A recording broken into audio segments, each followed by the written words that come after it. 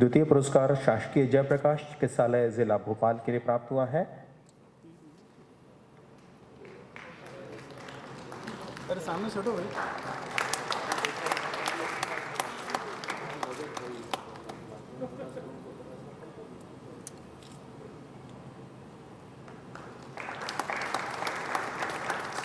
तृतीय से ये मापदंड तक लोग पहुंचते हैं, आप इनके श्रम का सम्मान जरूर करें।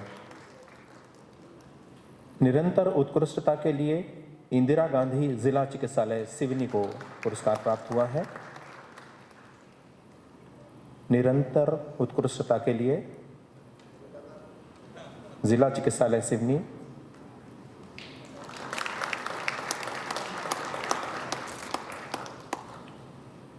जिला चिकित्सालय नीमच को फास्टेस्ट इम्प्रूविंग श्रेणी में पुरस्कार प्राप्त हुआ है। इन्होंने सबसे तेजी से अपने मापदंडों में, स्वच्छता के मापदंडों में सुधार किया है। फास्टेस्ट इम्प्रूविंग जिला चिकित्सालय नीमच।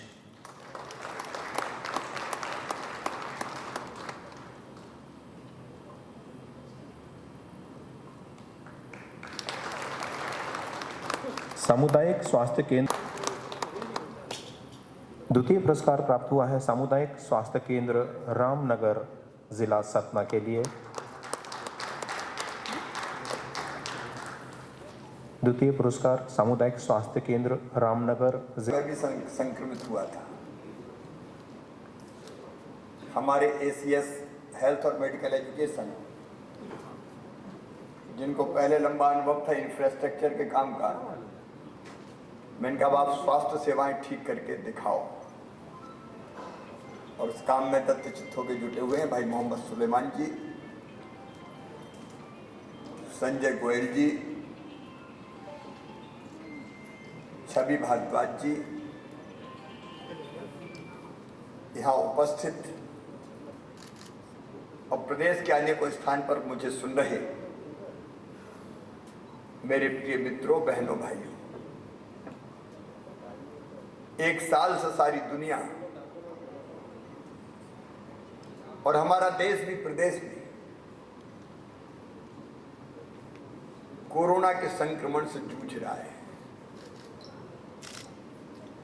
लड़ते लड़ते एक बरस बीत गया, और इस एक बरस में हमारे डॉक्टर्स ने, हमारे पैरामेडिकल स्टाफ ने, नर्सों, वार्डवाएं हों, सफाई कर्मी हो या चिकित्सा के क्षेत्र में अलग अलग काम कर रहे हमारे बाकी साथी हो, उनके साथ पुलिस के मित्र भी शामिल हैं, नगर निगम, नगर पालिका, बाकी विभागों का अमला भी शामिल है। सबसे पहला संपर्क जिनका होता है वो डॉक्टर और उनसे जुड़े हुए उनके सहयोगी। आज मैं अंतरात्मा से कहना चाहता हूं, पवित्र हृदय से कहना चाहता हूं, अपने आप को दांव पे लगा के हम बरसों से महर्षि दधीच की कथा सुनते चले आ रहे हैं। उन्होंने लोगों को बचाने के लिए, तीनों लोगों को बचाने के लिए असुरों से योग बल से प्राण त्याग के अपनी हड्डियां दान कर दी थी ताकि असुर मारे जा सके। और दधीची दान के सर्वश्रेष्ठ उदाहरण है। आज मुझे कहते हुए फक्र है, गर्व है कि दधीची का उदाहरण एक बार फिर मध्य प्रदेश के डॉक्टर्स ने, पैरामेडिकल स्टाफ ने, बाकी सब मित्रों ने जो इस काम से जुड़े थे, फिर प्रस्तुत किया। अभी स्वास्थ्य मंत्री बता रहे थे, हमने प्रदेश में भी, देश में भी कई ऐसी कहानियां सुनी है, अखबार में पढ़ा है। महीनों परिवार से नहीं मिले, गाड़ियों में सोए।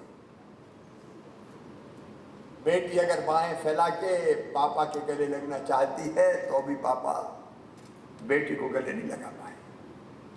की क्षमता हमने स्वयं विकसित करने का काम किया है। उस समय पीपीई किट नहीं थी। कार्यक्रम के मुख्य अतिथि एवं मध्य प्रदेश शासन के लोकप्रिय मुख्यमंत्री परम आदरणीय श्री शिवराज सिंह जी चौहान साहब, हमारे विभाग के एसीएस सम्मानीय श्री सुलेमान साहब, हमारे आयुक्त सम्मानीय संजय गोयल जी, हमारे एनएचएम के संचालक सम्मानीय छवि भारद्वाज जी, उपस्थित सभी डॉक्टर्स, उपस्थित सभी देवियों सज्जनों, पत्रकार बंधुओं, आज मध्य प्रदेश के लिए एक सुखद दिन है जब हम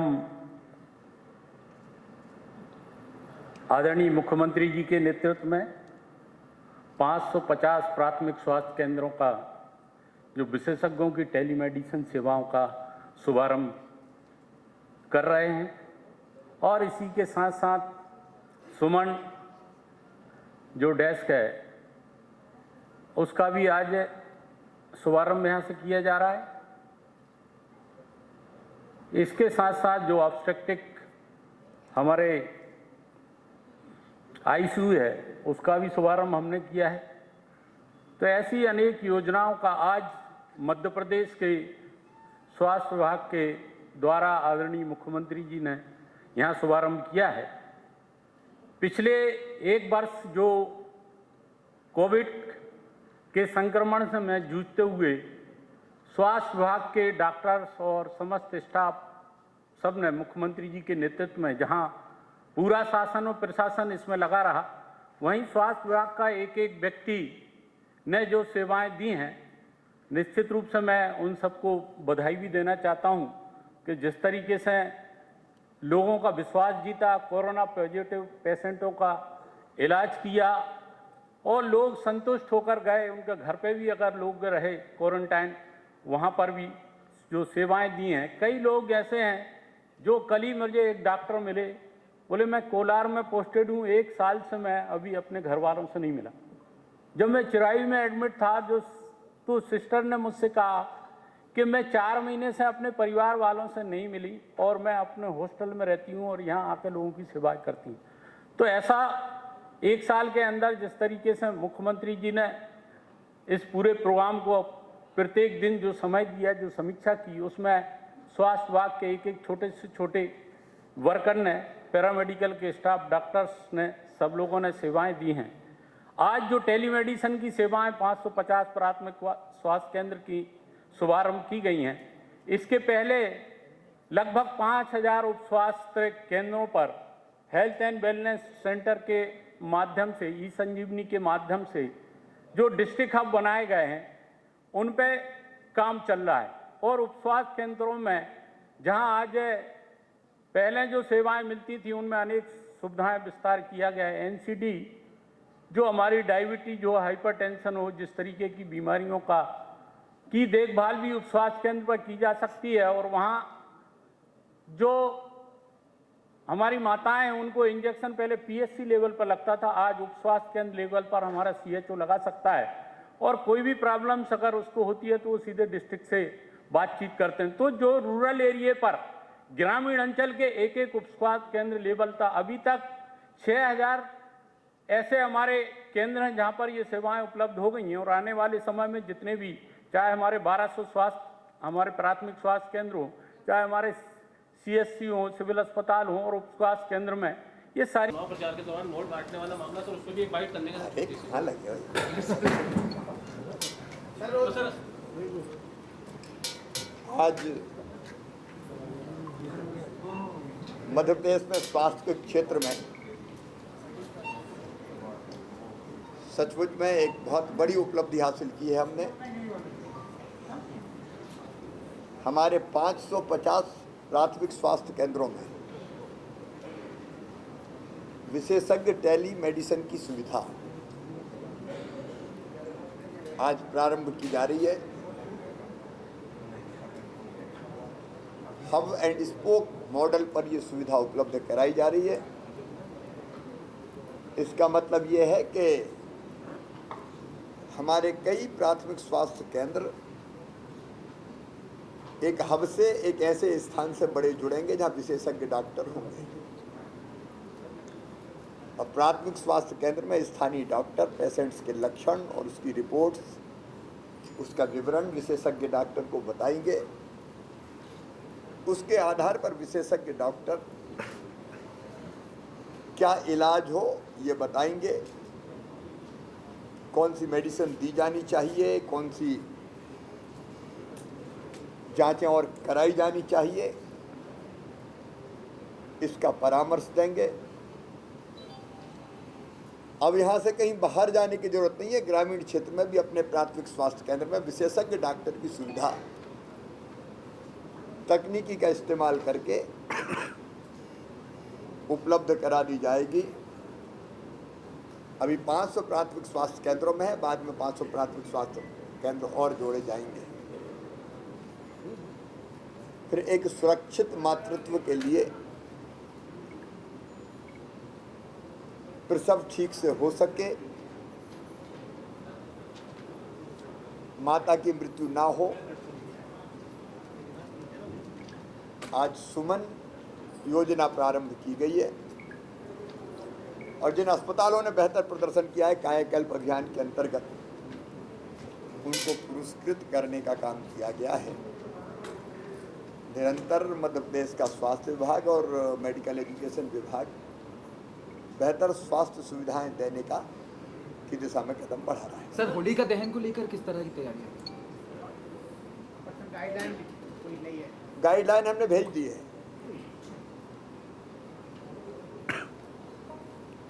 मेरी एक ही अपील है कि त्योहार की परंपरा हम पूरी करें, लेकिन जिन जिलों में संक्रमण ज्यादा है, कुछ जिले ऐसे जहां नाम मात्र का है, हालांकि सावधान पूरे प्रदेश में रहना होगा। जो प्रतिबंधित है पहले बताया जा चुका है, जुलूस, बड़े आयोजन, वो सारी गाइडलाइन जारी की जा चुकी है। हाँ, जहां तक परंपरा का निर्वाह करना है, अपने घर के सामने कोई निर्धारित स्थान पर जहां संक्रमण ज्यादा है वहां अनुमति लेकर परंपरा का निर्वाह किया जा सकता है। ये कोई प्रतिबंध नहीं है, लेकिन बचने के लिए जरूरी है। इस समय जिस ढंग से संक्रमण बढ़ रहा है, अगर हम नहीं संभले तो मध्य प्रदेश बड़े संकट में फंसेगा। मैं डरा नहीं रहा हूं, हमारी जवाबदारी, हम हर संभव कदम उठाएंगे। लेकिन जनता से अपील ये विशेषकर धर्म गुरुओं से, राजनीतिक दलों के नेताओं से, समाज सेवियों से, कि वो पूरा सहयोग करें। वो लीडर हैं, जनता को संक्रमण से बचाने के लिए उनके सहयोग की आवश्यकता है और इसलिए इस समय संयम और अनुशासन, आत्मानुशासन बहुत जरूरी है।